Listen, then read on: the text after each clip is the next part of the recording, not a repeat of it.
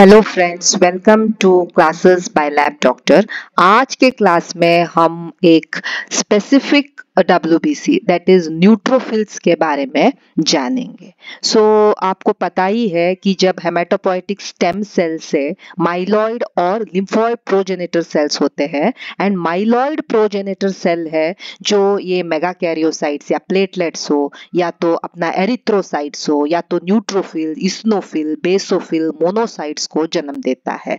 whereas the lymphoid progenitor cells will give rise to the lymphoid cells. So the neutrophil whenever उसको जब भी development होता है तो वो स्टार्ट होता है एक माइलोब्लास्ट से। So this will be a large cell, उसमें न्यूक्लियाई रहेगा, बड़ा सा एक न्यूक्लियस रहेगा, न्यूक्लियोलाई भी रहेगा। फिर वो होता है प्रोमाइलोसाइट, फिर उसके बाद में आता है ये myelocyte, and then it will become a metamyelocyte जो किडनी शेप्ड उसका न्यूक्लियस रहता है, then band cell, and then you will have the segmented neutrophil.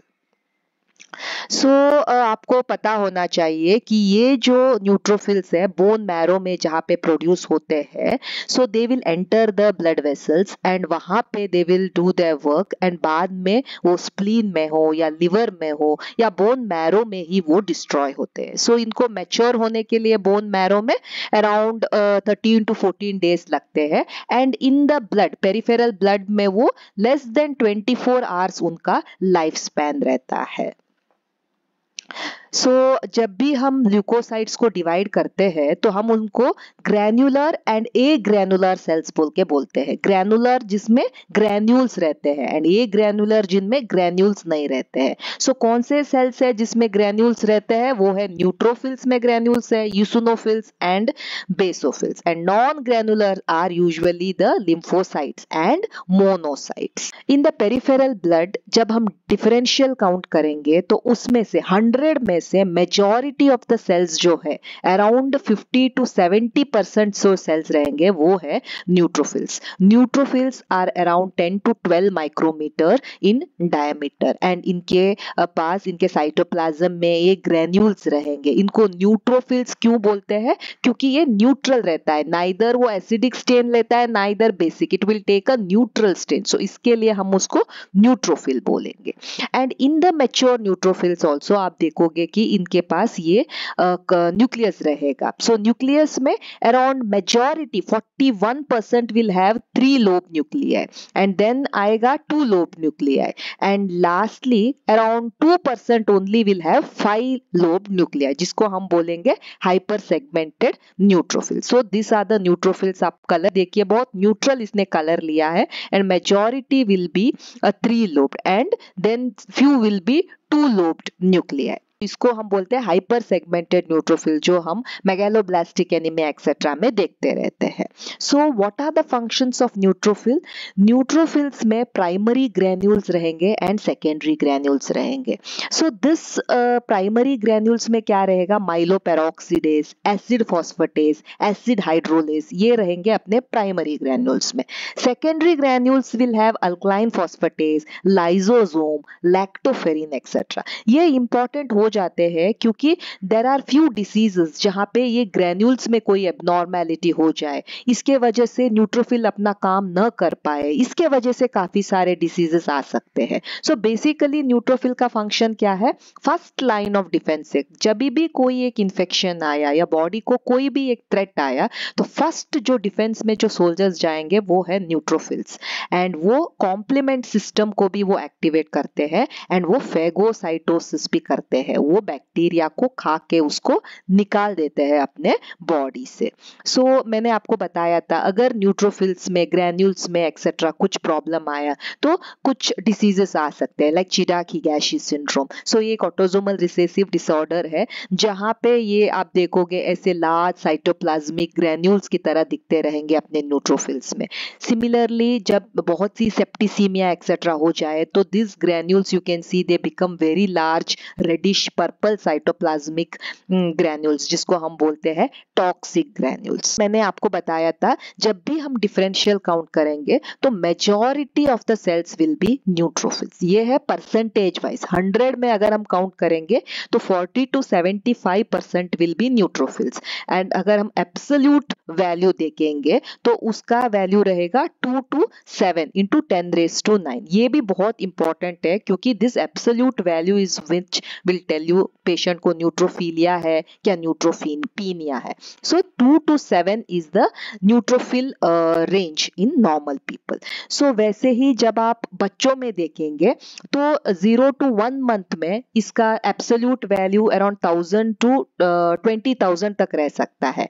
And age and when the age progresses ये अराउंड नॉर्मल एज में like 2000 to 7000 तक पहुंच जा सकता है। सो जैसे जैसे एज में वेरिएशन रहेगा, neutrophil values also will be changing.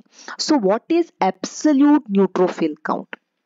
The absolute neutrophil count is वो हमको बताता है कि हमारे बॉडी में पर माइक्रोलीटर ऑफ ब्लड, अगर हम 1 माइक्रोलीटर ऑफ ब्लड देखेंगे तो उसमें कितने न्यूट्रोफिल्स है। And usually 1 microlitre of blood में कितने न्यूट्रोफिल्स रहेंगे, 2000 to 7000 न्यूट्रोफिल्स रहेंगे 1 माइक्रोलीटर ऑफ ब्लड में। एंड ये हमारे बॉडी को हेल्प करता है फाइट करने के लिए against infection, bacteria, virus, fungus etcetera. So अगर ये एब्सोल्यूट न्यूट्रोफिल काउंट कम हो गया तो हमारा बॉडी बहुत वीक हो जाएगा, हमारा बॉडी इन्फेक्शंस को फाइट करने के केपेबल नहीं रहेगा एंड हमको काफी सारे इन्फेक्शंस आ जाएंगे। So we are prone to infection. So this is normal cell and here you can see neutropenia where the cells are less. So आपको पता रहना चाहिए कि 1 microlitre per microlitre of blood we have around 2000 to 7000 neutrophils. So absolute neutrophil count ये भी बहुत important है। What is absolute neutrophil count? Basic idea ये है कि अगर 100 सेल्स में आपके पास 75 न्यूट्रोफिल्स है तो आपके WBC काउंट में कितने न्यूट्रोफिल्स रहेंगे। So that is the absolute neutrophil count. So formula क्या है, percentage of segmented cells plus band cells को भी हम लेंगे, यहाँ पे बैंड फॉर्म को भी लेंगे, इनटू कितना WBC काउंट आएगा डिवाइडेड बाय 100। फॉर एग्जाम्पल अगर पेशेंट को 22% न्यूट्रोफिल है एंड 3 उसका बैंड फॉर्म है एंड उसका WBC काउंट 4000 है, हम उसको 100 से डिवाइड करेंगे तो उसका एब्सोल्यूट न्यूट्रोफिल काउंट आ गया 1000। सो नॉर्मली कितना होना चाहिए, एटलीस्ट 2000 to 7000 हो जाना चाहिए। अगर 1000 से भी आता है तो इसका neutrophil count, absolute neutrophil count कम हो गया तो इसको मिनिमल रिस्क है। अगर 500 to 1000 आएगा तो मॉडरेट रिस्क है और 500 से भी कम आता है पर माइक्रोलीटर ऑफ ब्लड में, वो पेशेंट का न्यूट्रोफिल 500 से भी कम है तो they are at severe risk of getting infection. So this is how we classify mild, moderate and severe. So this is very important. अगर 500 से भी कम आता है absolute neutrophil count, that is very serious. So neutropenia. Now neutropenia किस वजह से हो सकता है? एक तो genetically, primarily कुछ problem है उसके वजह से, या secondly it is because of acquired condition. Like genetically मतलब congenital, by birth उनका neutrophil count ही कम है. Like मैंने आपको दिखाया था Chidiac-Higashi syndrome etc. एक्वायर्ड में क्या क्या हो सकता है, कोई कैंसर है या बहुत सीवियर इन्फेक्शन है लाइक HIV है, TB है, जिसमें से ज्यादा न्यूट्रोफिल यूज हो गए या प्रोडक्शन ही नहीं हो रहा है, उस कंडीशन में कोई मेडिसिन के वजह से, auto immune disease like SLE के वजह से न्यूट्रोपीनिया हो सकता है। And neutropenia is a very serious condition. So एक ग्रेनुलोसाइटोसिस बोल के हम कब बोलते हैं, when there is a marked reduction, बहुत ही कम हो जाता है अपना neutrophil and it will be less than 500 neutrophils per microlitre of blood. So इसको हम बोलते हैं ए ग्रेनुलोसाइटोसिस। ग्रेनुलोसाइट जो मेजॉरिटी ऑफ द जो ग्रेनुलोसाइट है वो है न्यूट्रोफिल, सो वो ही नहीं है तो उसको बोलते हैं ए ग्रेनुलोसाइट। ए मतलब नहीं है, like that's why A granulocytes. So most common cause क्या है ये ग्रे ग्रेनुलोसाइटोसिस के लिए, ड्रग टॉक्सिसिटी। कभी कभी थोड़े मेडिसिन खाने के वजह से काफी सारे न्यूट्रो न्यूट्रोफिल्स कम हो जाते हैं। And sometimes it is because of N auto antibody हो सकता है, या मैरो में कोई प्रॉब्लम है, कोई कैंसर वैंसर है जिससे कि न्यूट्रोफिल प्रोडक्शन ही नहीं हो रहा है। So all this can cause agranulocytosis. Now coming to neutrophilia. Neutrophilia क्या है? When the neutrophil count is more than 7,000 per microliter of blood, तब हम उसको बोलते हैं neutrophilia. So what are the causes? कुछ primary causes हो सकते हैं. What are the primary causes? मतलब there is a problem in the bone marrow itself. Like in case of chronic myeloid leukemia, neutrophils ज्यादा दिखेंगे.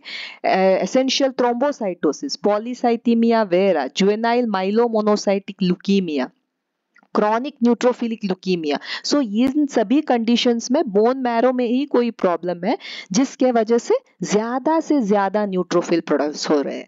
और सेकेंडरी कॉजेस क्या हो सकता है? अगर कोई इन्फेक्शन है या कोई इन्फ्लेमेशन है, रूमेटॉइड आर्थराइटिस है, वैस्कुलाइटिस है, ब्लड वेसल्स का इन्फ्लेमेशन है, कोई ट्यूमर है जिसको वो रिएक्ट कर रहा है, कोई मेडिसिन से, कभी कभी इमोशनल स्ट्रेस के वजह से, स्मोकिंग सिगरेट्स के वजह से भी ये न्यूट्रोफिलिया हो सकता है। It's all about neutrophils, न्यूट्रोफिलिया and neutropenia. अगर WBC काउंट भी ज्यादा है एंड न्यूट्रोफिल काउंट भी ज्यादा है, तब हम उसको बोलेंगे न्यूट्रोफिलिक ल्यूकोसाइटोसिस। ल्यूकोसाइटोसिस मतलब WBC ज्यादा है एंड न्यूट्रोफिल ज्यादा है, तो इसके लिए neutrophilic leukocytosis. Thank you so much for watching the video. Please like, share and subscribe the channel. Thank you.